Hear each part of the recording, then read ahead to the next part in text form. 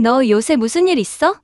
표정이 안 좋아. 내가 꿈꾸던 승무원 생활은 이게 아니었어. 나 조만간 그만둬야 할 것 같아. 걱정이야. 그러면 너 이번 기회에 한국에 가보는 건 어때? 한국은 불과 30년 전에 독일로 인력 수출하던 후진국이잖아. 요즘 서울에 가면 외국인 관광객을 어렵지 않게 볼 수 있을 정도로 많은 외국인들이 한국을 방문하고 있습니다. 하지만 우리는 그들의 외형이나 행동만으로 그들의 국적을 쉽게 알아챌 수 없는데요. 이것은 아마 외국인의 입장에서도 마찬가지겠죠. 아시아에 무관심하다면 한국인을 다른 아시아인으로 오해하는 경우도 생길 것입니다. 하지만 오늘 소개해드릴 독일 여성은 다른 아시아인에게 없는 한국인만의 따뜻한 행동 때문에 인생이 바뀌었다고 이야기하고 있는데요. 매일 부모님에게 울면서 전화할 정도로 싫어하던 본인의 직업이 한국 때문에 좋아지게 되었다고 합니다. 과연 그녀에게는 무슨 일이 있었던 걸까요? 독일 여성의 사연입니다. 감동 퍼짐 애청자 여러분. 영상 시작 전 좋아요와 불우이웃을 위해 끝까지 시청 부탁드립니다. 안녕하세요. 저는 비행기 승무원으로 일하고 있어요. 어릴 때 영화에서 보는 승무원은 몸에 딱 붙는 정장을 입고 멋스럽게 안내를 하고 있었습니다. 위급한 상황에 대처하는 모습도 멋있고 하늘 위에서 전문적인 서비스를 제공하는 것. 해외 비행을 하면 그 나라에 머물다 올 수 있는 점에 매료되었어요. 어린 시절의 꿈인 승무원이 되었으니 꿈을 이룬 셈이죠. 하지만 영화에서 보는 것처럼 일 자체가 아름다운 건 아니었어요. 꼭 호수 위에 백조 같거든요. 호수 위에 있는 백조는 아름답고 우아하잖아요. 하지만 물속은 다르죠. 발을 쉴 틈도 없이 바쁘게 움직여요. 그 우아함을 유지하기 위해서요. 승무원도 다를 게 없더라고요. 제복을 입은 모습은 그 누구보다 멋있을 수 있지만 비행기 내부에서 힘들게 움직이는 건 생각보다 어려웠어요. 마음이 편하면 몸이 힘들어도 견딜 텐데 아니었죠. 몸은 몸대로 마음은 마음대로 힘든 일이 승무원이라 매일 엄마한테 전화해 울었던 기억입니다. 첫 직장 생활이라 그랬을지도 모르고요. 하지만 이젠 더 이상 울지 않아요. 여전히 승무원을 하고 있는데 한국행으로 담당 노선이 바뀌었거든요. 먼 비행으로 오히려 더 힘들어야 하는데 신기하게 덜 힘들고 마음이 즐거워졌답니다. 믿기 어려우시죠? 처음 승무원이 나오는 영화를 본 건 레오나르도 디카프리오가 주연이었는데 기장 옆에 제복을 입은 승무원들이 어깨를 펴고 걷는 장면이 참 멋있게 눈에 들어왔어요. 도도하게 공항을 걷는데 그렇게 멋있어 보이더라고요. 그래서 다이어트도 하며 승무원이 되기 위해 노력했답니다. 발음이 좋지 못했는데 많은 사람들을 만나 안내를 해야 하는 승무원 직업 특성을 생각하며 발음 연습도 꾸준히 해 아나운서처럼 발음이 정확하다는 소리를 들을 정도예요. 부푼 꿈을 안고 승무원 면접에 합격했던 날 제가 준비했던 시간들이 머릿속을 스쳤어요. 제 자신이 너무 자랑스러웠고 이제 어깨를 당당히 펴고 웃을 날만 남아있다고 생각했죠. 입사하고 2달 정도는 비행에 배정받지 못했어요. 배워야 할 게 너무 많았거든요. 물론 아예 배우지 않고 입사했던 것도 아니었습니다. 하지만 워낙 큰 회사에 입사해 체계적으로 다시 배워야 할 게 많았어요. 안전규정은 물론 비상대처 방법, 승객 서비스나 음식 서비스에 대한 부분 및 고객을 응대할 때 감정 조절을 하는 방법들까지 상상하는 범위 이상이었어요. 지루한 것 같던 교육 기간도 끝나고 드디어 첫 비행 배정을 받았답니다. 비행은 독일 내 다른 주였어요. 다른 나라로 가고 싶었는데 국내선부터 타다 국제선으로 배정을 받는다고 하더라고요. 국내선이라 비행기 자체도 크지 않았고 별다르게 할 일도 없어서 편하게 지냈던 것 같아요. 국제선으로 변경되기 전까지요. 국제선으로 변경되고 주로 유럽 쪽 비행에 배정받았어요. 속으로 쾌재를 부르는 것도 잠시 스케줄표를 전달받았는데요. 낮 시간 비행만 있는 게 아니더라고요. 이른 새벽부터 늦은 밤까지 불규칙한 일정은 앞으로의 일이 험난할 거라는 예고처럼 느껴졌어요. 베를린에서 비행기를 타고 워싱턴으로 이동하면 약 7시간이 소요되는데요. 때로는 말도 안 되게 아침 일찍 워싱턴으로 이동하는 비행기에 탑승하고 다시 늦은 저녁 비행기를 타고 베를린으로 오는 일도 있었습니다. 신입이라는 이유로 힘든 일이나 다른 선배들 일정에 맞추다 보면 힘들고 고된 일정은 고스란히 신입의 몫이었던 거죠. 그렇게 비행을 끝내고 잠시 휴식 시간을 가지면 집에 돌아가고 싶었어요. 잠깐 휴식이라도 편하게 쉬고 싶었으니까요. 저도 모르게 엄마에게 전화해서 보고 싶다고 울먹였습니다. 워싱턴에 도착하면 쇼핑도 하고 휴식도 취한 후 돌아가는 일상을 꿈꿨는데 전혀 아니었으니 몸도 힘들고 마음도 힘들었거든요. 불규칙한 일정으로 친구들과 만나기도 어려웠어요. 직장을 다니는 친구들은 주로 주말이나 공휴일처럼 정해진 날 쉬었거든요. 당연히 그날 약속을 잡아야 했죠. 하지만 전 근무 일정이 불규칙했어요. 예측하기도 어려웠고 신입이라 선배들이 일정을 바꿔주는 것도 아니라 적응하는데 상당히 애먹었어요. 영화에서 보여지는 승무원은 멋있어 보였는데 실상은 힘듦의 연속이었죠. 비행 중에도 휴식을 취할 수 없었어요. 잠깐 돌아가며 승무원 전용 공간에서 앉아 있지만 대부분은 승객에게 서비스를 하기 위해 바쁘게 움직여야 했습니다. 비행 전후 업무 처리 역시 승무원이 할 일이었어요. 비행 기록을 작성하고 보고서와 청소 업무 등을 담당했거든요. 이 모든 게 단순히 일이라고 생각하면 충분히 감당할 수 있었습니다. 하지만 승객을 응대하는 것 역시 승무원 업무로 흔히 말하는 진상. 고객을 만나면 심리적으로 스트레스를 심하게 받았어요. 어느 날 아시아계 승객이 좌석 업그레이드를 요구했어요. 일반석 좌석은 가장 저렴한 좌석인데요. 아이와 함께 탑승에 불편하다며 좌석 업그레이드가 가능한지 끊임없이 물었어요. 당연히 안 된다는 답변을 했는데 왜 안 되는지, 좌석이 정말 꽉 찼는지에 대해 물어왔죠. 꽉 차고 안 차고 비용에 대한 부분이니 업그레이드 해줄 이유가 없다고 답했습니다. 그러자 계속 클레임을 걸어오며 비행시간 내내 작은 부분까지 꼬투리를 잡았어요. 몸도 힘들고 마음도 지켜가고 있었죠. 그러던 중 한국 노선이 증설되면서 제가 담당자로 배정받게 되었습니다. 한국이라는 나라는 TV 드라마로 먼저 접해서 대충 어떤 나라인지만 알고 있었어요. 하지만 배정받던 시기에 전 이미 밑바닥까지 업무 스트레스가 쌓여서 큰 관심이 있는 건 아니었거든요. 딱 두 가지만 확인했어요. 몇 시간 비행하는지, 며칠 한국에 머물 수 있는지에 대한 부분이요. 한국 노선에 탑승해 워싱턴처럼 잠깐 머물고 다시 돌아와야 한다면 승무원을 그만둘 생각이었거든요. 그렇게 힘든 일이라면 즐거움을 찾지 못한 채 계속하는 건 의미 없다고 생각했기 때문입니다. 한국으로 가는 비행 시간은 10시간을 넘겼어요. 많은 시간 비행을 하는 만큼 한국에 4일 정도 머물 수 있었습니다. 도착한 날 피곤해 하루를 온전히 잠을 잔다 해도 3일은 여행이 가능했어요. 괜찮은 조건이라는 생각에 승무원이 되고 처음으로 설레었답니다. 한국 노선으로 바뀌고 달라진 점은 많았는데요. 저희 부모님은 제가 이제는 울며 전화하는 일이 없다고 반기셨어요. 항상 신나는 목소리로 다음에 한국에 같이 오자는 말을 하는 게 너무 신기하다고 말할 정도세요. 유럽 쪽 노선에서 한국으로 변경된 것뿐인데 제가 밝아졌다고 말해주셨거든요. 사실 업무 강도를 따진다면 힘든 게 사라진 건 아니에요. 오히려 워싱턴과 비교할 때 몇 시간이나 더 비행기를 타야 해 피로도는 더 쌓일 수 있는데요. 왜 피곤하거나 스트레스가 쌓이지 않을까? 곰곰이 생각해본 결과 그건 한국인 탑승객이 절대적으로 더 많기 때문이라는 결론에 도달했어요. 우선 다른 민족과 다르게 한국인들은 탑승할 때부터 남다른 것 같아요. 여유를 느긋하게 부리는 사람이 없거든요. 모든 사람이 빠릿빠릿하게 수속을 밟고 일사불란하게 탑승을 마쳐요. 승객 명단을 일일이 확인하는 번거로움이 덜해요. 기나긴 비행 시간에도 유럽 쪽 사람들에 비해 요구하는 게 적은 편이에요. 특별하게 서비스를 더 달라는 과도한 요구나 시끄럽게 구는 일들이 거의 없거든요. 비행 시간 자체가 길다는 걸 이미 알고 탑승해서 조용히 자기 시간을 보내고 잠을 청하려는 한국인들이 많아요. 덕분에 10시간 이상 비행하며 승객에게 서비스를 하는 게 주된 업무지만 힘들거나 스트레스 받을 일이 없습니다. 한국인들의 태도는 제가 느끼기에 긴 비행으로 서로 피곤할 수 있으니 서로 조심하자는 느낌이 들 정도였으니까요.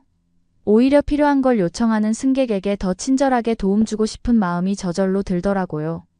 그렇게 비행을 끝나고 한국에 도착하면 자유시간을 즐길 수 있다는 사실에 설레요. 이제야 내가 꿈꾸는 승무원 생활을 마음껏 누릴 수 있다는 만족감이 생겼어요. 한국이 좋은 점은 진짜 여러 가지를 알려드릴 수 있는데 제가 좋게 보는 부분은 영어로 된 안내를 쉽게 찾을 수 있다는 점이에요. 주 관광지를 비롯한 교통시설 및 큰 음식점 또는 카페에는 영어 안내가 함께 명시되어 있거든요. 한글을 알지 못해도 원하는 곳을 갈 수 있고 식사를 할 수 있으며 카페에서 차 한 잔도 마실 수 있답니다. 혼자서 할 수 있는 것들이 한국은 정말 많아요. 영문 안내가 편리하다는 건 한국이 관광하기 좋은 나라라는 걸 보여주는 것 같습니다. 한국 노선으로 변경된 지 3개월이라 그동안은 주로 서울에 있는 것들을 구경하기 바빴어요. 한국의 수도는 서울인데 서울 내에서도 다채로운 문화를 동시에 구경할 수 있거든요. 경복궁은 옛 조상들이 머물던 궁전으로 한국은 대통령이 아닌 왕이 있었대요. 그때의 느낌을 고스란히 살려놓아 도심 한복판에서 타임머신을 타고 과거로 이동한 것 같았어요. 경복궁에서 멀지 않은 곳엔 서대문 형무소가 있는데요. 일본이 침략해 한국의 많은 것들을 마음대로 하면서 한국 사람들을 많이 괴롭혔다고 해요. 그때의 흔적이 고스란히 남아있는 셈이죠. 멀리 가지 않아도 서울에서 옛 역사를 쉽게 만날 수 있었어요. 그뿐만이 아니었어요.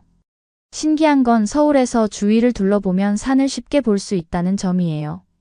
독일은 산을 가기 위해 차를 타고 3-4시간은 이동해야 해요. 하지만 한국은 달랐습니다. 지하철이나 버스 같은 대중교통을 타고 쉽게 이동했어요. 서울에서 관광명소 하면 남산을 빼놓을 수 없는데요. 사실 산을 좋아하는 게 아니라 가고 싶은데 등산을 할 수 있을까? 걱정을 참 많이 했어요. 그런데 검색하며 깜짝 놀랐죠. 케이블카를 운영하고 있었거든요. 등산을 하지 않아도 남산까지 올라갈 수 있었어요. 그리고 남산 꼭대기에서 서울을 한눈에 내려다볼 수 있었죠. 늦은 오후 저녁을 일찍 먹고 남산에 올라갔어요. 해가 질 때쯤 올라가면 서울 야경을 볼 수 있다는 글을 읽었거든요. 부푼 꿈을 안고 올라간 남산은 정말 아름다웠어요. 해가 지기 전에도 푸른 산과 어우러진 높은 빌딩. 사람들이 사는 것 같은 주택가와 아파트들이 어울려 발전된 도시라는 걸 자랑하는 것 같았는데요. 해가 지고 나니 불빛들이 켜지며 또 다른 장관을 뽐내더라고요. 이탈리아의 밀라노도 야경이 아름다운 곳으로 유명해 나름 기대하고 갔었는데요. 사진으로 추억하긴 좋은데 그곳의 실제 느낌은 사진과 달랐어요. 어디선가 이상한 냄새도 나고 소매치기들이 곳곳에 가방을 훔치려고 도사리고 있었죠. 마음 편히 관광할 수 없었고 영화에서 보는 것처럼 맥주 한 잔을 하며 머물 수도 없었습니다. 하지만 한국의 남산은 달랐어요. 도심의 산이라 많은 사람들이 식사를 하고 가벼운 산책 코스로 선택하는 것 같았는데요. 저처럼 관광을 온 관광객부터 연인들, 그리고 운동을 나온 것 같은 가벼운 차림까지 다양한 인종과 사람들이 있었어요. 많은 사람들이 있지만 깔끔하게 관리되어 청결했고 불쾌한 냄새도 나지 않았습니다. 그래서 한국에 오면 꼭 남산에 들르고 있어요. 서울에 왔다는 걸 한눈에 내려다보며 한국 노선을 배정받은 걸 감사한답니다. 그리고 부모님께 전화도 하죠. 한국에 잘 도착했다고요. 그리고 요즘 푹 빠진 게 있어요. 바로 한국 카페 투어인데요. 각 나라마다 카페는 다 있기 마련이에요. 독일도 유럽도 빼놓을 수 없죠. 그런데 한국은 카페에 진심이고 카페 열풍이 분 것 같았어요. 스페인으로 운영하는 곳들도 많지만 개인이 운영하는 곳들도 정말 많아요. 서울을 조금 만나가도 크게 운영되는 베이커리형 카페는 구경하는 재미와 먹는 재미까지 느껴지죠. 저마다 주제가 있었어요. 한국 전통의 한옥을 고스란히 이용한 곳도 있었고 서울의 산을 배경으로 한 카페도 있었습니다. 할아버지 바리스타가 커피를 내려주는 곳이나 줄을 서서 디저트를 먹어야 하는 아주 작은 카페인데 많은 사람들이 선호하는 곳도 있었죠. 한국에 올 때마다 그런 인기 카페를 찾아 들리는 건 정말 재밌어요. 인터넷으로 찾으면 서울의 지하철을 이용해 못 가는 곳이 없거든요. 최근 한국에 들러 가장 기억에 남는 건 인공폭포를 한눈에 볼 수 있는 곳이었어요. 거긴 카페를 이용하지 않아도 밖에 놓인 의자에 앉아 있을 수 있는데요. 도심에 이런 공간이 있을 수 있다니 한국 사람들은 정말 재미있게 사는구나 싶었어요. 오랜 시간 이동하지 않아도 가볍게 움직일 수 있는 거리에 다양한 즐길 거리와 먹거리가 풍부했으니까요. 유럽 쪽 비행을 할 땐 늘 무기력했었어요. 승객들은 까다로웠고 필요 이상의 요구로 항상 바쁘게 움직여야 했거든요. 그리고 제대로 쉬지도 못하고 다시 독일으로 돌아오는 날도 잦았으니 항상 시간의 압박과 서비스 스트레스 등으로 예민했죠. 하지만 이젠 달라졌답니다. 한국으로 오는 비행 시간이 기다려질 정도예요. 한국인들이 더 많이 타니까 불필요한 요구를 하지 않아 비행 시간 내내 크게 스트레스 받을 일이 없어졌으니까. 그리고 앞에서 알려드린 것처럼 한국 내 휴식과 관광을 통해 힐링을 하니 독일으로 돌아갈 때 전혀 힘들지 않아요. 오히려 아쉬운 마음에 다시 한국으로 왔을 때 쇼핑을 먼저 할지 맛집을 먼저 갈지 일정을 짜고 있을 정도죠. 한국은 공연이 재밌다는 소리를 들었어요. 대학로에 가면 작은 소극장에서 다양한 연극들을 구경할 수 있대요.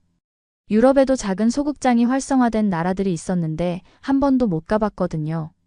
그래서 다음번 한국에 다시 오면 대학로도 들려볼 생각이에요. 독일에서 휴식을 취하는 중인데도 머릿속에선 한국이 떠나지 않네요. 변한 제 모습을 보고 처음엔 좋아하시던 부모님들이 이젠 한국을 궁금해 하십니다. 대체 어떤 나라길래 비행시간은 더 긴데 안 힘들어하고 늘 신나하냐고 물으셔요. 이번에 한국 비행을 다녀오면 휴가를 내고 부모님과 함께 한국에 가야겠어요. 보여주고 싶은 곳이 너무 많으니까요. 여러분은 이번 사연을 통해 어떤 것을 느끼셨나요? 사연에 나온 이 독일 여성은 한국으로 노선을 변경한 뒤에는 직업에 대한 애착이 생김은 물론 더 보람차게 일을 할 수 있게 되었는데요. 특히 한국인들의 탑승 습관과 태도에 대한 이야기는 같은 한국인으로서 뿌듯해질 정도로 정말 인상적이었습니다. 아마 이런 승객들의 태도 덕분에 승무원 생활을 제대로 즐길 수 있게 된 것 같은데요. 특히 본인뿐 아니라 가족에게도 한국을 소개해주고 싶다는 생각은 정말 기특하다는 생각이 들 정도였습니다. 한국은 다양한 매력을 가진 나라인데요. 앞으로도 많은 사람이 한국에 방문하고 한국을 경험해보는 기회가 많이 생겼으면 좋겠네요. 구독과 좋아요 부탁드리며 사연자분께 전해드릴 댓글도 남겨주시면 전달해드리겠습니다. 그러면 더욱 감동적인 다음 사연으로 넘어가겠습니다. 여기 한국에 와서 오랜 기간 동안 고치지 못했던 걸 한국으로 인해 고치게 된 이야기를 전하는 남성이 있습니다. 하지만 그의 부모님은 그의 한국인 여자친구를 만나고 나선 무표정으로 일관하며 급기야 그녀에 대해 솔직한 입장을 전하며 모두에게 충격을 빠뜨렸다고 하는데요. 도대체 그들에게는 어떤 사연이 있을지 오늘의 이야기 함께 들어보도록 하겠습니다. 안녕하세요. 저는 피터라고 합니다. 현재 대전시에서 근무하는 네덜란드 국적의 한국 거주인입니다. 이전에는 최첨단 연구개발을 선도하는 독일의 한 회사에서 일을 했고 3년간 근무를 하다 친구들이 한국에서의 삶에 대해 강력하게 추천하면서부터 늘 한국의 삶에 대해 꿈꿨고 그러다 마침 좋은 기회가 오게 돼서 이렇게 잡게 덜컥 기회를 잡게 된 거죠. 사실 제가 일했던 곳이 워낙 세계적으로 유명한 회사였기 때문에 당연히 서울에 근무를 할 거라고 생각했던 친구들도 많았어요. 저희 부모님도 그러셨죠. 하지만 제가 서울에 근무를 하지 않고 대전에 와서 근무를 하는 이유는 지금 기업의 복지가 상당히 파격적이었기 때문이었습니다. 처음 한국으로 이직을 제안받았을 때 여러 기업을 보긴 했는데 서울에 있는 기업에 들어갈 수 있는 게 만만치 않더라고요. 그런데 지금 회사가 딱 눈에 띄었죠. 지금 다니고 있는 회사는 휴게실, 회의실 전용 사옥이나 정원 유니폼 같은 건 당연하며 창립 기념일에도 쉬고 우리 사원증이 있으면 콘도나 리조트를 이용할 수 있기도 합니다. 게다가 급여 제도는 성과급도 있고 톡옵션도 있습니다. 가족 수당도 있죠. 상당히 가족 친화적인 회사예요. 그래서 가족들까지 매해 건강검진은 물론 의료비가 얼마든지 아낌없이 지원된다는 점이 정말 마음에 들었어요. 체력 단련실도 있고 자녀 학비도 전체 지원을 해주는 좋은 제도를 가지고 있죠. 우리 회사는 나노 신소재에 관련한 화학제품 회사입니다. 저는 여기서 연구한 것들을 토대로 전 세계의 각종 승인을 담당하는 일을 관련해 일하고 있습니다. 물론 서울에는 거의 매주 가요. 대전에 살고 서울에 살고 그 차이가 별로 느껴지지 않을 정도로 서울은 도로도 정말 잘 되어 있고 안 막히면 2시간 좀 넘게 드라이브 삼아 오면 되고 KTX를 타고 오면 드라마 한 편 보고 나면 딱 도착해 있으니까 저에겐 이 삶이 너무나도 만족스러워요. 한국의 모든 생활이 만족스럽고 좋았어요.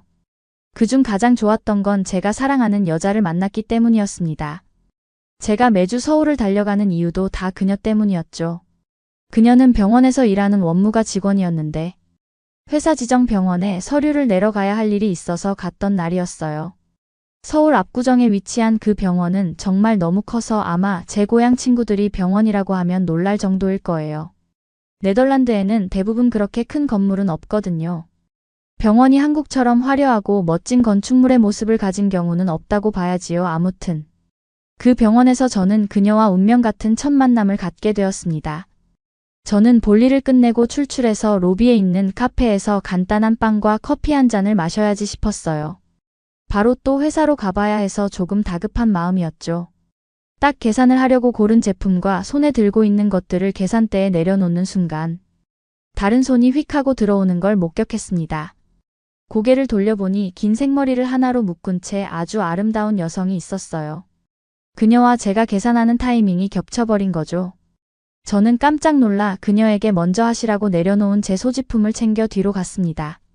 그런 다음 계산을 하고 커피를 마시는데 시간을 확인하려고 꺼낸 휴대폰이 어딘가 이상하다는 생각이 들기 시작했습니다. 맙소사 저희 휴대폰이 아니었죠. 분명히 같은 기종의 같은 컬러였지만 배경화면이 제 휴대폰이 아니었습니다. 바로 내려가야 하는데 솔직히 좀 짜증이 밀려오더라고요. 중요한 승인 절차가 있어서 꼭 제가 내려가야 하는 일정이었거든요. 저는 창피하게도 저희 한국 휴대폰 번호를 외우지 못한 상태라 도저히 어떻게 찾아야 할지 막막하기만 했습니다. 제발 지금 내가 가진 전화에 전화가 걸려오길 바라면서 그렇게 있었어요. 휴대폰을 들고 로비에서 초조하게 두 손으로 꽉 휴대폰을 움켜잡으며 있었습니다. 시간은 정말 이제 출발해야 할 때가 되고 말았죠. 어쩔 수 없다는 생각으로 딱 뒤돌아가려는데 휴대폰에서 전화가 걸려왔어요. 로비에서 다시 휴대폰을 바꾸기로 했죠. 헐레벌떡 저 멀리서 뛰어오는 여자는 바로 아까 그 카페에서 마주친 여성이었습니다. 아까 계산할 때 휴대폰이 바뀐 거였다는 걸 알게 됐죠. 저는 늦었는데도 웃음이 새어나오기 시작했어요. 그녀가 뛰어오는데 어찌나 행복하던지 저는 그녀의 이름을 물었어요. 수진이라고 대답하더군요. 저는 지금 사정이 있어서 미안하다며 다음 주에 꼭 다시 오겠다고 말하곤 다시 대전시로 내려갔습니다. 그러고 다음 주에 수진과의 약속을 지키기 위해 도착을 한 뒤 그 번호로 전화를 걸었죠. 그러고 밥을 먹었나 물었고 우리의 첫 식사가 시작됐습니다. 그녀는 이 병원의 원무과에서 오래 일한 직원이었어요. 외국인과의 소통을 담당하고 있기 때문에 영어에도 아주 능통해서 의사소통에는 전혀 어려움이 없었죠. 저는 그녀가 너무 마음에 들어서 돌리지 않고 물었습니다. 혹시 만나는 남자친구나 결혼하셨나요? 수지는 웃으며 왜 그러냐고 물었고 저는 없어야 될 것 같아요. 제가 하고 싶거든요. 라며 첫 식사 자리에서 그녀에게 고백까지 해버리고 말았습니다. 정말 운이 좋게도 수지는 이혼한 상태였어요. 1년 정도를 살다가 헤어졌다고 했죠. 저는 속으로 환호성을 질렀습니다. 합법적으로 제가 그녀를 좋아해도 되는 게 분명했으니까요. 그렇게 우리의 데이트는 매주 시작되어 1년을 넘게 연애를 했습니다. 부모님에게도 사랑하는 여자가 생겼다고 수진의 존재를 말했죠. 한국 사람들은 돌싱이라고 하나요? 돌아온 싱글이라고 해서 아무튼 이혼한 여자와 총각이 어떻게 결혼을 하냐? 좀 그렇지 않냐고 그러기도 하던데. 유럽권에서는 그런 건 전혀 별로 상관하지 않아요. 결혼의 유무는 지금만 혼자라면 상관없죠. 사람이 중요하다고 생각하는 편이에요. 우리 부모님도 마찬가지셨죠. 부모님은 제가 그렇게 진지하게 생각하고 하루 종일 전화할 때마다 그녀 이야기만 하는 걸 보니 꼭 한번 만나보고 싶다고 하셨어요. 이번엔 뭔가 결혼을 할 것 같다면서 말이죠. 부모님의 예상은 정말 적중하셨어요. 저는 날이 갈수록 점점 더 수진과 있는 시간이 더 길었으면 하는 생각이 들더라고요. 그녀와 헤어지는 시간이 아쉽게만 느껴지고 더 가깝게 더 오래 지내고 싶다는 마음이 자리하게 됐습니다. 하지만 수진은 한 번의 결혼이면 충분하다며 결혼은 하고 싶지 않다고 거절했어요. 저는 그 이유를 물어야 했습니다. 실례인 걸 알지만 저는 들어야 했어요. 그래야 그녀를 붙잡을 수 있고 마음을 돌릴 수 있을 테니까요. 몇 번을 계속 진심으로 물어보는 저에게 수지는 정말 하고 싶지 않은 이야기지만 왜 결혼 생각이 없는지 그 이유에 대해 이야기해 주겠다고 했습니다.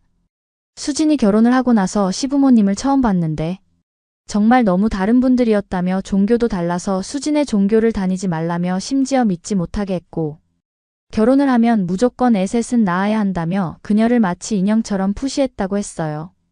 듣는데 제가 더는 들을 수 없을 만큼 화가 나더군요. 저는 수진에게 우리 부모님을 그럼 한번 만나보고 결정을 해달라고 잘 타일렀죠. 저희 부모님은 정말 절대로 그런 분들이 아니라 수진도 부모님을 만나고 나면 마음이 바뀔 수 있을 것 같다는 생각이 들었으니까요.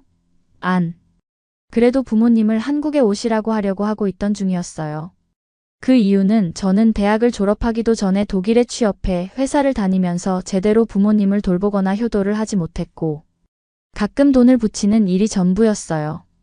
그러다 먼 한국까지 와서 살다 보니 부모님이 필요하신 순간에는 제가 늘 함께 해드릴 수가 없었습니다. 동생이 있긴 하지만 아직 학생이라 제가 부모님에게 잘해야 하는 게 당연한 건데 말이죠. 사실 이런 생각이 별로 없다가 한국에 와서 더 부모님 생각을 했던 것 같아요. 네덜란드도 가족적이긴 하지만 한국처럼 효라고 불리는 걸 특별히 중요시 여기지는 않아요. 한국에서는 전통적으로 효라고 여겨지는 걸 가장 중요하게 여긴다고 생각이 들었어요. 직장 동료들과 한국 생활을 하며 친해진 친구들 일상생활에서도 느꼈죠. 한국은 정말 효의 나라라는 걸 말이에요. 이건 단순히 키워주신 돌봄이나 물질적인 지원을 의미하는 게 아니라 정서적으로 존경하는 태도와 마음속 깊이 존경하고 사랑하는 마음이 있다고 할까요? 서양처럼 서로 사랑한다는 표현을 작게 하지는 않아도 한국 사람들은 그 눈빛 일상의 행동 안에 모든 마음이 숨어 있다는 걸 깨달았죠. 한국 사람들은 이런 효를 기반으로 해서 사회적으로도 이걸 지키지 않는 사람은 책임감이 없고 사회적인 일원이 될 자격이 없는 것처럼 생각하는 경향이 있는 것 같아요. 그런 게 한국 사람들을 더 예의 있고 서로를 생각하는 공동체 의식이 강한 민족으로 만들어주는 게 아닌가 싶더군요. 시대가 변하면서 사람들은 점차 더 개개인 나에 대한 중요도만 높아지는 데 반해 한국 사람들은 여전히 효에 대한 마음을 잊지 않고 살더군요. 예를 들어 어버이날 돈다발이 계속 나오는 케이크나 꽃다발을 선물한다던가 첫 월급은 빨간 내복이라고 하나요? 그런 문화가 있잖아요. 한국에서는 자신의 부모에게 감사함을 표하고 챙기는 게 당연하게 여겨지잖아요. 그런 것에 비해 저는 너무 저만을 생각해 달려온 것 같다는 생각이 들더군요. 수진이 부모님에게 살뜰히 챙기는 모습을 보며 제 스스로를 더 반성하게 했죠. 수진은 부모님의 병원도 같이 가고 보험 처리도 돕고 하다못해 영화 예매까지 도와주는 착한 딸이더군요. 저는 부모님이 뭘 하시던 서로 그런 것에 관해서는 각자 아는 거라고 생각해 왔습니다. 수진이 저희 많은 면을 변화시킨 거죠. 제가 독일에서 한국으로 올 준비를 할 때부터 어머니는 얼굴부터 이유를 알 수 없는 편두통까지 한참을 호소하셨어요. 그 이후로 통화를 하실 때도 병원에 가봤지만 소용이 없었고 별 문제가 없는 것 같다고 하셨습니다. 그런데 통증은 가시질 않고 원인을 모를 고통에 힘들어하시곤 했어요. 그러고 곧 나아질 테니 걱정 말라고 저희 걱정을 일축시키시곤 했죠. 저도 참 못난 게 그럴 때마다 어떡해요. 병원에 가보세요 라는 말만 했었습니다. 물론 아버지가 계셨으니까 어느 정도 안심했던 거죠. 그런데 수진이 부모님을 챙기는 걸 보면서 그리고 저만 혼자 한국에서 건강에 대해 관리하는 스스로를 보며 미안하고 죄송해서 늘 모시고 싶다는 생각이 있었거든요. 회사에서 모든 지원이 나오기도 했으니까요. 게다가 얼마 전 영상통화로 본 어머니의 얼굴이 믿기지 않을 만큼 야위셨기에 빨리 한국으로 병원으로 모시고 가야겠다. 결심을 한 상황이었습니다. 저는 수진에게 이런 상황들을 말했고 수진은 자신의 일처럼 걱정하고 놀라주며 얼른 우리 병원으로 예약을 잡아드릴 테니 빨리 그렇게 하자고 흔쾌히 수락해줬어요. 수진이 부담스러워할까봐 걱정했거든요. 천사 같은 수진과 부모님이 어서 빨리 만나기를 바랐습니다. 부모님이 한국에 도착하시기로 한 날 그 무엇보다도 떨리는 날이었어요. 제가 선택한 곳에 선택한 사람 모두 부모님에게 처음 소개하는 날이었기 때문입니다. 얼마나 떨리던지 그건 말할 수 없는 그런 두근거림이었던 것 같아요. 게이트가 열리고 부모님이 저 멀리 보이자마자 알 수 없는 감동이 밀려왔습니다. 이렇게 부모님을 모시는데 오래 걸렸다는 죄송함과 반가움 그 와중에 야위어버린 어머니의 얼굴까지 말이에요. 요즘 특히 바쁘다고 신경을 못 썼던 날들에 미안한 감정이 몰려왔습니다. 부모님과 반가움에 포옹을 하고 정식으로 수진을 소개했습니다. 수진은 네덜란드의 전통 문화 중에 여자에게 꽃 선물을 하는 게 있다는 걸 배워왔다면서 꽃다발을 준비해 어머니에게 건네주었는데 정말 사랑스러웠죠. 그런데 이상하게 어머니는 표정이 제가 생각했던 것보다 그렇게 좋아 보이시지는 않았습니다. 물론 긴 비행시간이 힘드셔서 그랬을 거라 짐작했어요. 배고프실 부모님을 모시고 한국을 드라이브하며 구경시켜드리고 우린 삼청동에 위치한 멋진 한정식 코스로 식사를 대접하기로 했습니다. 삼청각이라고 불리는 이곳은 저도 처음 와보는 곳인데 한국에서도 아주 유명한 곳이라고 했습니다. 전통적인 한옥의 모습을 갖춘 이곳은 원래 조선시대 왕실의 정자였다고 하더군요. 그 이후 다양한 역사적 변화를 겪으면서 현재의 모습으로 재탄생하다가 1972년에 공식적으로 문을 열었다고 수진은 자세히 설명을 해줬죠. 한국의 전통 문화와 예술을 경험할 수 있는 공간인 이곳은 전통 한옥, 건축 양식을 기반으로 지어져 한국의 고유한 미를 간직하고 있는 아주 멋진 공간이었습니다. 이곳에서는 한옥의 구조와 아름다움을 가까이에서 체험할 수 있었어요. 게다가 한국 전통 음식 삼천각은 전통 한국 요리를 선보이는 레스토랑으로 유명해 건강하고 맛있는 제철 재료를 사용한 다양한 한식 메뉴를 부모님이 맛보실 수 있기에 안성맞춤이었죠. 이런 기특한 생각은 모두 다수진의 머리에서 나온 생각이었어요. 삼천각에서 내려다보는 서울의 풍경을 보시며 부모님은 한국의 멋진 풍경과 다채로운 매력에 계속해서 기쁜 얼굴을 보이셨어요. 무엇보다 좋아하시는 부모님의 얼굴을 보고 나니 정말 기뻤습니다. 내일 아침 일찍부터 건강검진을 예약해둬서 얼른 맛있고 푸짐한 식사를 해야 했기에 그 집에서도 가장 비싼 코스로 준비를 했어요. 그런데 이상하게도 어머니는 제대로 씹지도 못하시고 사진으로만 계속 촬영을 하셨어요. 엄마 뭐 하세요? 얼른 드세요.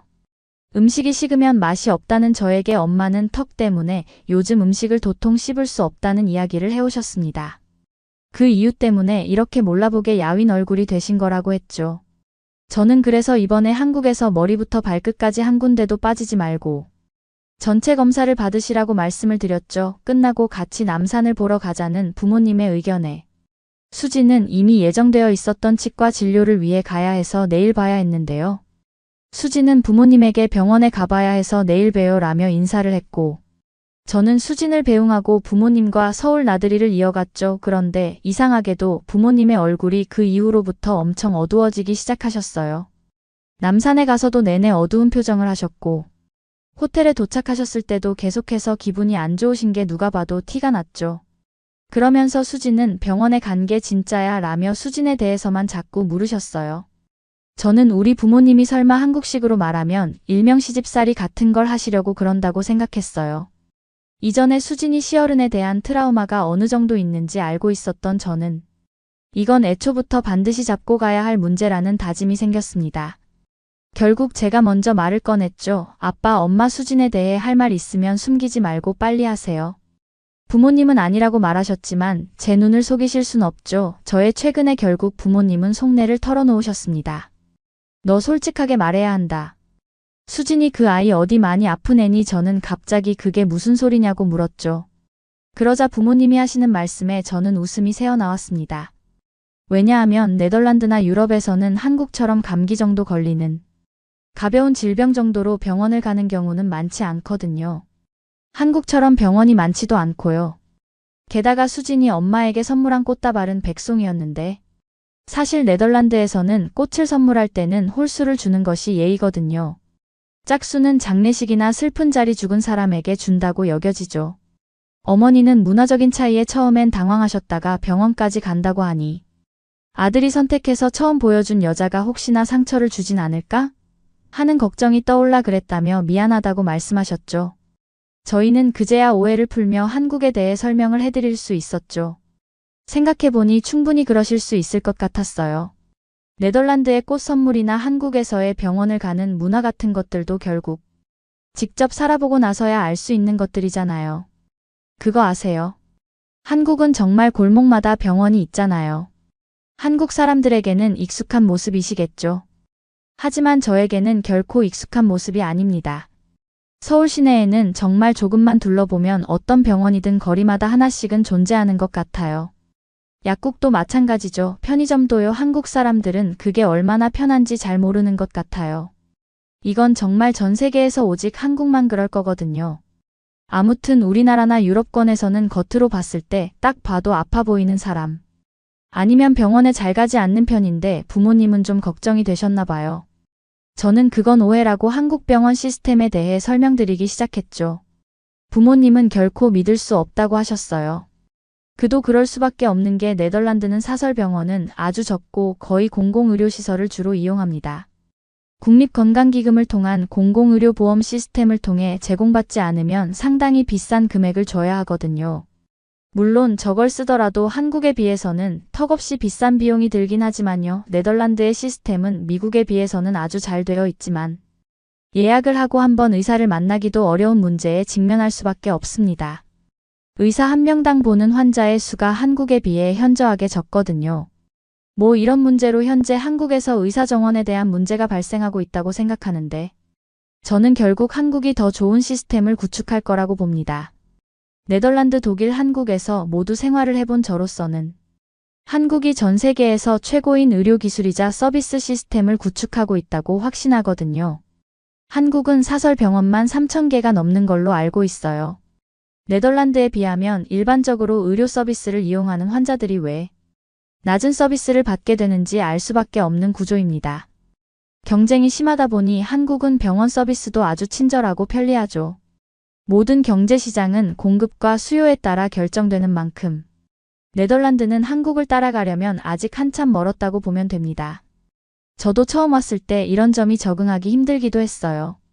네덜란드의 공공의료보험기관은 국민들이 낸 세금을 기반으로 하며 네덜란드에 거주하는 모든 시민과 영주권자에게 기본적인 의료 서비스를 제공합니다. 근로자, 자영업자 그리고 그 가족들은 자동적으로 이 보험에 가입을 하게 되고 세금은 직접적으로 납부됩니다. 이 공공보험을 통해 병원 방문, 진료, 필수 의약품, 긴급 의료 서비스 등이 커버되는데요. 공공의료보험 외에도 사설 의료보험을 선택할 수 있어요. 물론 돈이 많다면 말이죠. 즉 돈이 많을수록 더 빨리 의료 서비스를 이용할 수 있다는 겁니다. 한국처럼 누구에게나 균등하게 일찍 온 사람 예약한 순서대로라는 개념이 아니라 가진 보험에 따라 누릴 수 있는 서비스와 의료의 퀄리티가 달라진다고 생각하시면 됩니다. 네덜란드의 의료 시스템은 비교적 잘 발달되어 있지만 공공의료 서비스의 경우 아주 긴 대기 시간이나 제한된 자원으로 인해 늘 문제가 발생하고 있어요. 하지만 사설보험을 선택할 만큼 여력이 없는 사람들은 아파도 별 방법이 없죠. 네덜란드의 국민들은 대부분 20에서 30% 정도의 세금을 내게 되는데 자기의 사설보험까지 더 내게 되면 그 금액이 상상이 가시나요? 정말 상당히 부담스러울 수밖에 없는 금액입니다. 다음날 우리는 병원으로 향해 부모님의 모든 검사를 시작했습니다. 평소 부담스러우셔서 받지 못하셨던 MRI까지 전부 다 받았죠. 부모님은 걱정하셨지만 저는 모두 다 지원이 나오고 일정 금액이 넘어가면 부담해야 하지만 네덜란드와 같은 금액을 내는 게 아니니 절대 걱정하지 말라고 말씀드렸어요. 부모님은 이 모든 시스템이 하루 만에 이루어질 수 있다는 한국 병원 검진 시스템에도 놀라셨지만 최첨단 의료 로봇을 사용해 검사를 하는 방식을 보면서 한국은 네덜란드와 달라도 차원이 다른 세계를 살고 있다며 연신 감탄을 하셨습니다. 우린 가장 문제가 되고 있는 어머니를 괴롭히는 얼굴 통증 원인을 찾아야 했어요. 3년을 가까이 네덜란드에서 병원을 다녔지만 고치는데 쉽지 않아 늘 진통제를 달고 사셨다고 했거든요. 놀랍게도 한국 의료진들은 단박에 그 원인을 파악했다며 결과를 들으러 오라는 전화가 걸려왔습니다. 솔직히 결과를 들으러 가면서 뇌종양이나 심각한 질병이면 어떡할지 많이 떨리고 무서웠습니다. 제발 부디 엄마의 건강을 기도하며 의사 선생님 방문을 노크하고 들어가게 됐습니다. 그러자 정말 놀라운 소리를 듣게 되었습니다. 엄마가 여태까지 아픈 이유는 신경과가 아니라 치과로 갔어야 한다는 말씀을 하시는 거였어요. 치아 구조상 현재 부정교합과 비대칭이 심해졌고 그러면서 염증이 생기기 시작해 그게 머리까지 진통이 올라가기 시작한 것 같다고 하셨어요. 그러면서 치과에 가서 바로 진료를 받을 수 있게 도와주셨죠. 엄마는 네덜란드에서도 치과에 가본 적 있고 신경치료를 해봤지만 증상 완화가 되질 않았다고 말씀을 하셨죠. 치과 선생님은 어머니의 상태를 보시더니 우선 어머니 통증의 가장 큰 원인으로 보이는 것은 신경치료를 뿌리 끝까지 제대로 끝내지 않고 크라운을 씌워버렸다는 것과 그 염증이 다른 곳으로 옮겨가면서 더 심해지게 된 거라고 말씀하셨어요. 한쪽이 불편하다 보니 사용하지 않게 되고 그러면서 비대칭과 부정교합이 심해져 두통을 동반하게 되었을 거라는 정확한 진단을 해주셨죠. 그러면 어떻게 하면 되냐고 여쭤보니 바로 치료를 하자곤 하시더군요. 그러고 어떻게 됐는지 아세요? 2주 만에 어머니의 문제를 일으키던 염증을 싹 걷어내고 새로운 재료로 치아를 치료한 뒤 비대칭을 맞추는 정형외과까지 꾸준히 다녔더니 엄마는 눈에 띄게 다른 사람이 돼버리셨어요. 무려 1년을 고생시키던 것들을 불과 한국에서 2주 만에 해결해 버리신 거죠. 게다가 더 놀라운 건 네덜란드는 신경치료를 하는 치료비만 수십만 원에 또 치아를 채우는 재료비가 또 100만 원 이상은 드는 데 비해 한국은 이 모든 걸 다 하는데 30만 원도 들지 않았습니다. 네덜란드에서 신경치료 1회를 하는 비용과 비슷한 금액이었죠. 저는 한국 의료 시스템 덕에 드디어 제대로 효자 노릇을 할 수 있게 됐습니다. 부모님은 1년에 한 번씩은 정기적으로 한국에서 건강검진을 받으실 겸 저와의 휴가를 갖기로 하셨어요.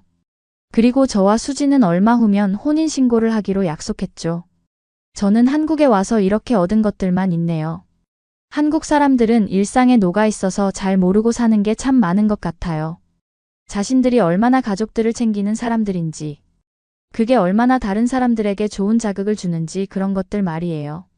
저는 앞으로 한국에서 쭉 살면서 더 완벽히 한국 사람을처럼 되고 싶어요. 살면 살수록 좋은 곳이라는 게 분명하거든요. 그러면 더욱 재미있는 다음 사연으로 넘어가겠습니다. 오스트리아 고등학생 브루디는 클래식이 아닌 K-팝 같은 음악은 가치가 없다고 하는데요. 브루디는 숙제 때문에 K-팝 콘서트에 가게 되고 팡팡 울리는 K-팝 음악에 귀를 틀어막으며 소리를 지릅니다. 모두가 브루디에게 시선을 집중하는데요. 그 콘서트장에는 무슨 일이 일어난 것일까요? 안녕하세요. 저는 오스트리아에 사는 18세 브루디입니다. 요즘 학교에서 친구들과 이야기를 하다 보면 제가 이방인이 된 것만 같은 기분이 들었습니다. 모두가 K-팝과 한국 드라마에 대해 이야기했어요. 한류 문화를 그닥 좋아하지 않는 저는 그 대화에 끼지 못했고, 그런 한류 문화 때문에 친구들 사이에서 겉돌아야 한다는 사실이 열받았어요. 저는 그래서 괘씸한 마음에 안 들어본 사람을 찾는 게 더 힘들다는 블랙핑크 노래조차 듣지 않았죠. 주변 사람들은 모두 K-팝부터 한국 드라마까지 최신 한국 트렌드에 열광하는 것 같았습니다. 그들은 자신이 좋아하는 아이돌에 대해 열광하고 팬덤 이론을 열심히 공유했지만 저는 그 열광을 이해할 수 없었습니다. 물론 음악이 흥겹고 배우들이 예쁘긴 했지만 이렇게까지 관심을 쏟을 가치가 있을까요? 저는 항상 오스트리아 고전 예술과 문학에 더 관심이 많았어요. 모네 그림의 시대를 초월한 아름다움이나 보들레르의 심오한 글귀가 저에게 말을 건네는 무언가가 있거든요. 저는 약간 오래된 영혼이라고 할 수 있을 것 같아요. 그래서 모두가 한류에 열광할 때 저는 전혀 공감할 수 없었습니다. 그런데 예상치 못한 일이 일어났어요. 사회 시간에 선생님께서 글로벌 문화 현상과 그 영향에 대해 탐구하라는 과제를 내주셨어요. 반 친구들이 신나게 한국의 모든 것에 대한 프로젝트를 계획하기 시작했고 저도 그 프로젝트를 해야 했어요. 억지로 시작한 프로젝트였죠. 할 이유를 찾지 못했거든요. 한류의 기원과 영향력을 조사하는 데 많은 시간을 보냈어요. 기사와 학술 논문을 읽으며 이 문화 현상이 어떻게 전 세계를 강타했는지 이해하려고 노력했습니다. 그리고 그거 아세요? 처음에는 회의적이었지만 한국 아티스트와 팬들의 헌신과 열정에 감탄하지 않을 수 없었습니다. K-팝 산업이 40억 달러 이상의 가치를 지닌 것으로 추정된다는 사실을 알고 계셨나요? 엄청난 금액이죠. 그리고 이는 음악에만 국한된 것이 아닙니다. 한류는 패션, 뷰티, 음식, 관광 등 모든 분야를 아우르고 있습니다. 실제로 한국을 방문하는 관광객 수는 지난 10년 동안 3배 이상 증가했으며 많은 사람들이 한국의 대중문화를 주요 매력으로 꼽았습니다. 조사를 더 깊이 파고들면서 한류를 단순히 지나가는 트렌드로 치부할 수 없다는 것을 깨달았습니다. 그 이상의 무언가가 있고 직접 경험해 볼 필요가 있다는 생각이 들었죠. 그래서 호기심과 걱정이 뒤섞인 마음으로 학교의 K-팝 댄스 동아리 모임에 참석하게 되었습니다. 댄스 스튜디오에 들어서자 신나게 수다를 떨며 스트레칭을 하고 있는 학생들이 저를 맞이했습니다. 방 안은 에너지로 가득 차 있었고 저는 조금 어색한 기분이 들 수밖에 없었습니다. 하지만 음악이 시작되고 그룹이 춤을 추기 시작하자 저는 완전히 매료되었습니다. 그들의 움직임은 매우 정확하고 동기화되어 있었고 그들의 얼굴에는 기쁨이 전염되었습니다. 학생들의 춤을 지켜보면서 제가 너무 성급하게 판단했다는 것을 깨달았습니다. 이 학생들은 단순히 트렌드를 무의식적으로 따라가는 것이 아니라 기쁨과 공동체 의식을 가져다주는 무언가에 열정을 쏟고 있었습니다. 그 열정에서 발산되는 에너지에 매료된 듯한 느낌이었어요. 한국 문화와 그들의 콘텐츠에 대해서 처음으로 궁금해졌죠, 그날. 저는 한류에 대한 새로운 감사와 더 많은 것을 배우고 싶다는 열망을 품고 댄스 스튜디오를 떠났습니다. 이것이 제가 세상과 제 자신을 바라보는 방식을 바꿀 여정의 시작에 불과하다는 것을 저는 거의 알지 못했습니다. 그 후 몇 주 동안 저는 한국 문화 탐험에 몸을 던졌습니다. 빈에서 열린 K-팝 페스티벌에 참석해서 관중들의 에너지와 무대 위의 놀라운 공연에 빠져들었습니다. 또 한국 요리 수업을 들으며 김치와 비빔밥 같은 맛있는 요리를 배웠어요. 새로운 경험을 할 때마다 한류와의 벽을 하나씩 부수는 느낌이었습니다. 단순한 엔터테인먼트가 아니라 세계와 공유해온 풍부한 문화유산에 대한 것이었죠. 그리고 배우면 배울수록 더 많은 것을 알고 싶었습니다. 사회 시간에 진행하는 프로젝트를 준비하면서 한류를 완전히 새로운 시각으로 바라보기 시작했습니다. 한류는 단순히 지나가는 트렌드나 피상적인 유행이 아니라 사람들을 하나로 모으고 문화 간의 이해를 증진시키는 강력한 힘이었죠.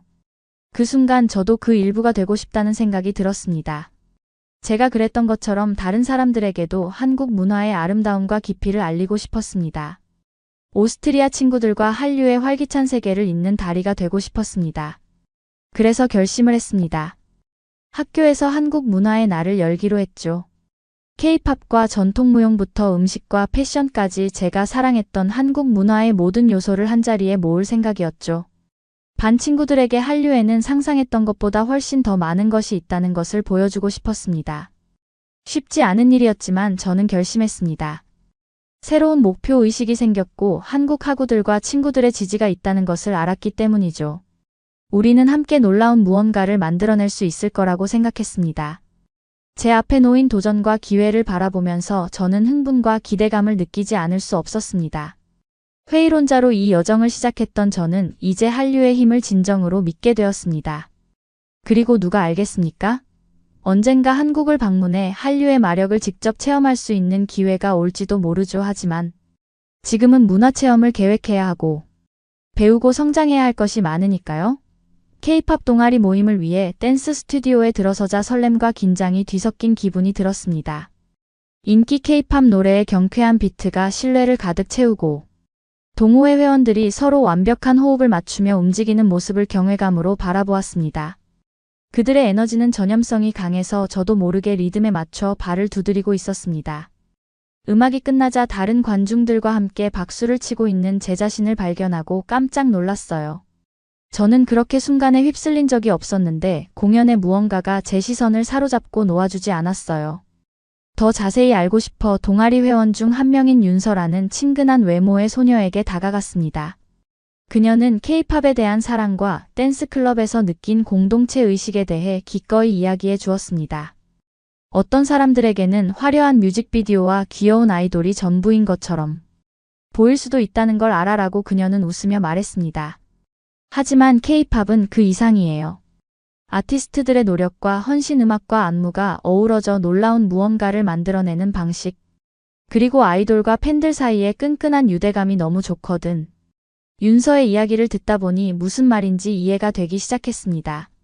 항상 K-팝을 피상적이고 상업적인 것으로만 생각했는데 윤서의 생각을 듣고 나니 처음 생각했던 것보다 훨씬 더 깊이와 의미가 있다는 것을 깨달았습니다.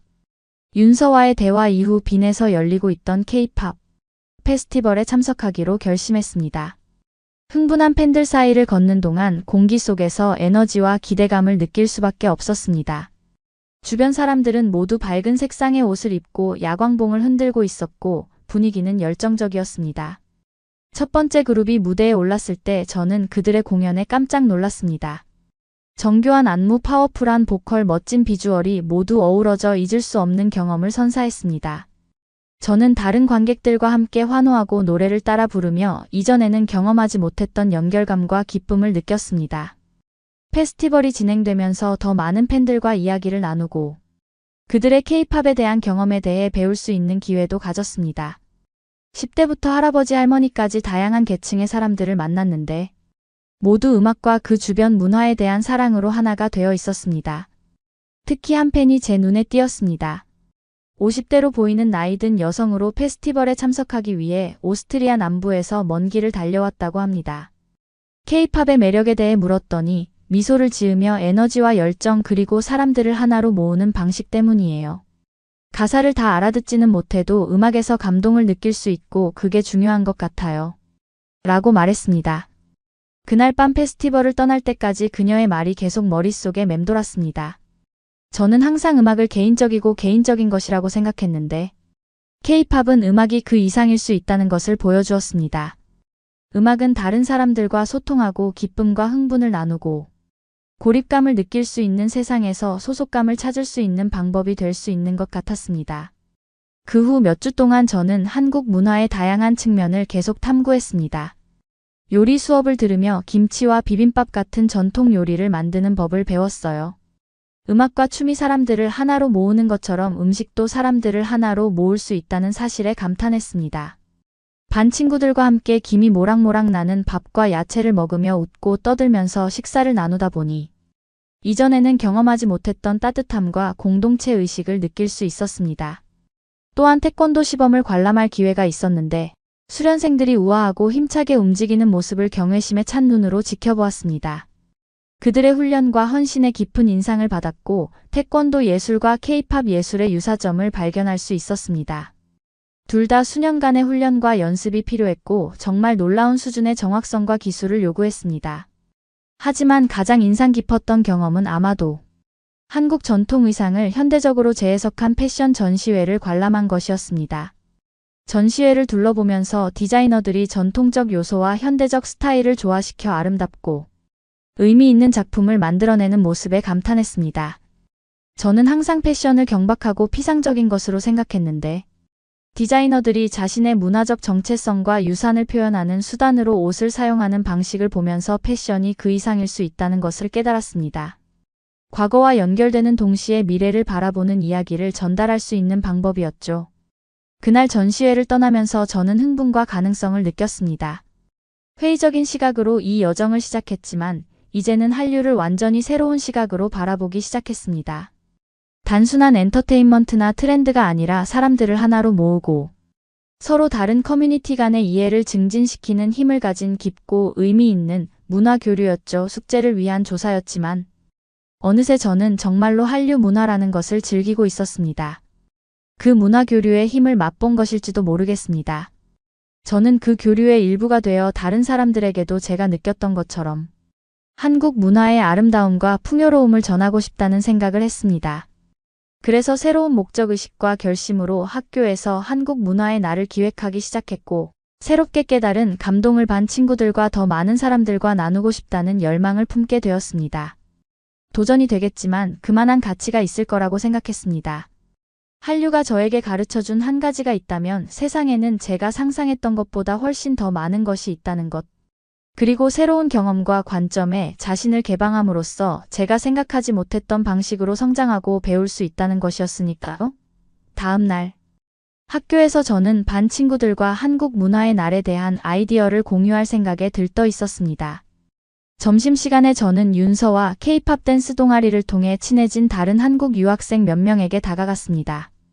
얘들아, 너네와 의논하고 싶은 아이디어가 있어. 저는 그들의 반응을 살피며 말했습니다. 그들은 제가 이벤트에 대한 비전을 설명하는 동안 저를 흥미롭게 바라보았습니다. K-팝 댄스 공연, 전통놀이, 현대 한복 디자인의 패션쇼 등 한국 문화의 다양한 면모를 보여줄 수 있을 것 같아. 어떻게 생각해? 윤서와 다른 친구들은 그 아이디어에 흥미를 보이는 듯 했습니다. 정말 멋질 것 같아. 부르디 윤서가 대답했습니다. 사람들이 한복을 입어보고 사진도 찍을 수 있는 부스도 만들 수 있을 거야. 축제에 대해 이야기하면서 저는 한국 학우들과 점점 더 유대감을 느꼈습니다. 우리 모두는 서로의 문화를 공유하고 공동의 목표를 향해 노력할 수 있다는 생각에 들떠 있었습니다. 그 후 몇 주 동안 우리는 문화의 날을 준비하기 위해 부지런히 노력했습니다. 다른 학생들과 교사들에게 도움을 요청했고 점차 학교 커뮤니티는 다가오는 행사에 대한 기대감으로 들썩이기 시작했습니다. 어느 날 윤서와 포스터 디자인을 작업하던 중 윤서가 저를 바라보았습니다. 부르디, 나는 내가 하는 일을 정말 존경해. 그녀가 말했습니다. 자신과 다른 문화를 받아들이는 게 항상 쉬운 일은 아니잖아. 저는 그녀의 말에 고마움을 느끼며 미소를 지었습니다. 고마워. 솔직히 나는 이 축제를 준비하고 너네와 가까워지면서 많은 것을 배운 것 같다. 제가 대답했습니다. 이 프로젝트를 시작하기 전에는 한국 문화와 한류에 대해 오해가 많았어. 하지만 지금은 그것이 얼마나 풍부하고 복잡한지 그리고 사람들에게 얼마나 큰 의미가 있는지 알게 되었거든. 그녀는 두 문화 사이를 오가며 겪는 어려움을 이해한다며 고개를 끄덕였습니다. 하지만 우리의 유산을 다른 사람들과 공유하고 서로 다른 커뮤니티 간에 이해를 증진할 수 있는 이런 행사는 그 모든 것을 가치 있게 만드는 것 같아 윤서의 말에 저는 동의를 할 수밖에 없었습니다. 이 행사가 아니었다면 저는 이런 즐거운 문화를 즐길 순간조차도 가지지 못했을 테니까요. 문화행사 당일이 다가오자 긴장감과 설렘이 뒤섞인 기분이 들었습니다. 모든 준비를 위해 많은 노력을 기울였고 좋은 반응을 얻었으면 좋겠다는 생각이 들었기 때문입니다. 행사는 K-팝 댄스 동아리의 공연으로 시작되었고 그들의 절도 있는 동작과 전염성 있는 에너지가 관객들을 사로잡았습니다. 관중들은 환호와 박수를 보냈고 저는 친구들의 공연을 보며 뿌듯함을 느꼈습니다. 하루 종일 학생들과 교사들은 전시된 한국 문화의 다양한 면모를 살펴봤습니다. 학생들은 화려한 한복을 입어보고 전통놀이를 하고 한국 간식을 시식했습니다. 하루가 끝나갈 무렵 저는 한류에 대한 저희 경험과 이 프로젝트를 통해 배운 것에 대해 짧은 연설을 했습니다. 저는 열린 마음을 유지하고 새로운 관점을 받아들이기 위해 개인의 선입견에서 벗어나는 것의 중요성에 대해 이야기했습니다. 관객들을 바라보며 전에는 경험하지 못했던 유대감과 공동체 의식을 느꼈다고 말했습니다. 한류는 단순히 엔터테인먼트나 트렌드에 관한 것이 아닙니다. 라고 저는 확신에 찬 목소리로 말했습니다. 문화교류의 힘 서로 다른 공동체 사이에 다리를 놓아주고 이해와 존중을 증진시키는 힘에 관한 것입니다. 제 연설이 끝나자 박수갈채가 쏟아졌고 만감이 교차하는 것을 느꼈습니다. 회의적인 마음으로 이 여정을 시작했지만 이제는 제가 진정으로 의미 있는 일에 동참하고 있다는 것을 깨달았습니다.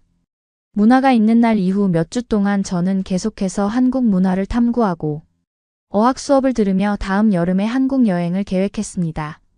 한류를 직접 체험하고 한국의 풍부한 문화에 빠져보고 싶었거든요. 문화가 있는 날을 통해 반 친구들이 달라지는 모습을 보면서 큰 보람을 느꼈습니다. 학생들은 한국 문화에 대한 질문과 호기심을 가지고 저에게 다가오기 시작했고, 이전에는 거의 알지 못했던 세계에 대해 더 많이 배우고 싶어 했습니다. 이 경험을 통해 저는 문화교류의 힘에는 한계가 없다는 것을 깨달았습니다. 새로운 경험과 관점에 자신을 개방함으로써 우리는 서로 다른 커뮤니티 사이에 다리를 놓을 수 있고, 이해와 존중을 증진하며 더 연결되고 하나가 되는 세상을 만들 수 있습니다. 그리고 그것은 제 평생에 남을 교훈이라는 것을 깨달았습니다. 한국 문화의 날 행사 이후 몇 주 동안 저는 그 어느 때보다 학교 커뮤니티에 더 많이 참여하고 있는 제 자신을 발견했습니다. 행사의 성공으로 반 친구들 사이에서 문화교류에 대한 새로운 관심이 촉발되었고, 저도 그 대화의 일부가 되어 기뻤습니다. 저는 더 이상 대화에 끼지 못하는 이방인이 아니었습니다. 저는 학교의 다문화 교류 프로그램에 참여하기로 결심했고, 계속해서 문화 간 이해를 탐구하고 증진하고 싶다는 열망을 품게 되었습니다. 이 프로그램은 학생들이 다양한 배경을 가진 또래 친구들과 교류하고 서로의 경험을 공유하며 서로에게서 배울 수 있는 기회를 제공했습니다. 프로그램 중 한 모임에서 저는 최근 한국에서 오스트리아로 이주한 재성이라는 학생을 만났습니다.